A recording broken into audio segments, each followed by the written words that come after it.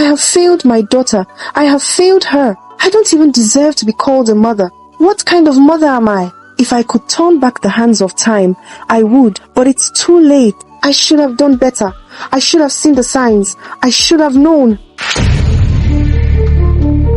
This is the painful story of Faith, a 7-year-old girl whose innocence was taken forcefully. In a small town in Abia State, there lived a young girl whose name was Faith. She was beautiful, calm, and very intelligent. She was just 2 years old when her biological father died. Her mother, Beatrice, suffered alone for some years, then got married again when Faith was 4 years old. She married a young man whose name was John. He was a quiet man who stayed indoors most of the time. He didn't go out to work like other men. He worked from home as a graphic designer, always sitting behind his laptop, pressing buttons and doing work for his clients. Beatrice, on the other hand, was a very busy woman who owned one of the biggest fabric shops in that town. She sold lace, ankara, senator materials, and other kinds of clothes. Her shop was always full and always stocked. Every morning, Beatrice would leave the house very early and come back late at night. She barely had time for her daughter. She barely had time for anything at home. In the beginning, everything looked peaceful. John treated Faith with love and care. He would take her out to play, buy her gifts, dress her up for school, and even read her bedtime stories. Faith became very fond of him. She trusted him. She only wanted him to be the one to take her to school and bring her back. The two of them became very close, but not for too long. One Saturday morning, Faith was alone in the house with John. Her mother had already gone to her shop. As usual, that was the day everything changed. John called Faith and said to her, "Daddy is going to teach you how to become a real woman, but you must promise me that you won't tell anybody." The little girl did not understand what her father meant by that, but she trusted him. After all, this was someone who had always cared for her like a father. "Take off your clothes," he said. Faith, being a smart girl, knew something wasn't right, but she was scared, so she obeyed him. And that was the day John forced himself on her. When he was done, he looked her in the eyes and said, "If you tell anyone, or even your mother, I will kill you and kill your mother." The little girl was afraid, and she promised never to tell anyone, not even her mother, what had happened. Days turned into weeks, and weeks turned into months, and John continued abusing her over and over again. Faith became very quiet. She lost interest in everything. She barely ate, she barely spoke, but her mother, Beatrice, was too busy to notice anything. She didn't see the pain her daughter was hiding. She didn't see the signs. She just went to work every day and came home tired, talking only about sales and money. One Sunday evening, when John had gone out with his friends, Faith gathered courage and walked into the living room where her mother was sitting, counting her sales money. "Mommy, I want to tell you something," she said gently. "Faith, not now. As you can see, I'm very busy. I don't have time to listen to whatever it is you want to say. Maybe we can talk later," Beatrice replied without even looking up. "Mommy, please listen to me," Faith said again, tears already in her eyes. "Are you not hearing me? I said I'm busy. Will you go to your room and do your homework?" Beatrice shouted. The helpless child just swallowed her words, went into her room and cried. She wanted to talk to someone, but her mother, who was supposed to protect her, who was supposed to be her listening ear, failed her. She was never available for her.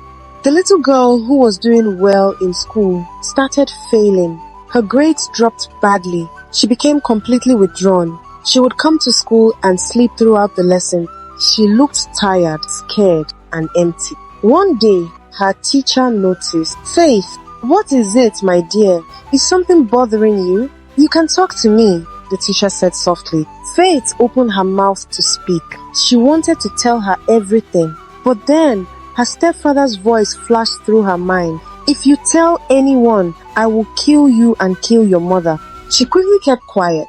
"Nothing, Ma. Nothing is happening," she said, trying to smile. "All right then. But please take your studies seriously again," her teacher said. One early Monday morning, as Beatrice was preparing to go to her shop, Faith entered her room with tears in her eyes. "Mommy, please, I want you to be the one to get me ready for school today. I don't want Daddy to do it anymore, she pleaded. Faith, stop being dramatic. Your father has always been the one getting you ready for school. And besides, I'm already leaving. Just go and meet him, Beatrice replied. She was so focused on her business that she couldn't even read the signs, the pain in Faith's voice, the fear in her eyes. Faith stood there quietly, then walked out. That morning, as John was getting her ready for school, he forced himself on her again. Faith sat on her bed, crying and shaking. It was as if she was all alone in this world. The same person who she trusted as her father was the same person committing all these atrocities with her. One Saturday morning, as Beatrice was about to leave for work again, she saw Faith standing at the door, looking scared and broken. Faith, what is it again? She asked. Mommy, please, I want to follow you to your shop today. I don't want to stay here. Please, Mommy, Faith said, her eyes full of tears. Faith, you can't follow me. Your daddy is around. He'll take care of you, Beatrice replied. Mommy, please, Faith continued begging. I'm already late. My customers are waiting for me. I don't have time for this drama, Beatrice said, picked her bag, and walked out of the house. Immediately she left. Faith ran to her room. She knew what was coming next. Shortly after, John entered her room and sat beside her on the bed. My princess, my beautiful princess, your mom has gone to work. It's just the two of us, he said, smiling. Daddy, please, not today. I don't want to, Faith cried. Don't worry, I'll be gentle, he whispered. And again, he forced himself on her. One Friday morning, as Faith sat in her classroom, she suddenly felt dizzy. She tried to stand up and excuse herself, but before she could move, she fainted. She was rushed to the hospital. Her mother was contacted immediately. Beatrice ran from her shop and got to the hospital. After hours of waiting, the doctor finally came out. Madam, we ran some tests. Your daughter has been sexually assaulted, and it has been going on for a long time. Beatrice's heart dropped. What? My daughter assaulted? By who? She asked, looking very shocked. When Faith woke up, her mother sat with her gently and asked her question. She finally spoke. Whenever Mommy is not around, he tells me to remove my clothes. If I refuse, he beats me. I was afraid to tell Mommy because he said he would kill me and her. But I tried to tell her. She didn't listen. Beatrice fell to the floor and screamed. Oh my God, this is what you've been going through. This is what you tried to tell me all this while. I'm sorry, my daughter. Please forgive me. John, God will punish you. Faith looked at her mother with tired eyes and said, Mommy, I wish you listened to me. You were not there when I needed you the most. You were always too busy and you allowed me get hurt. But I forgive you. I'm happy I finally told you. Right there, she began to convulse. The nurses ran in. The doctor followed, but it was too late. Faith died. Beatrice screamed. She cried. She held her daughter's body and wept like someone whose soul had been ripped out. I have failed my daughter. I failed as a mother. I am not worthy to be called a mother. Please forgive me, my child.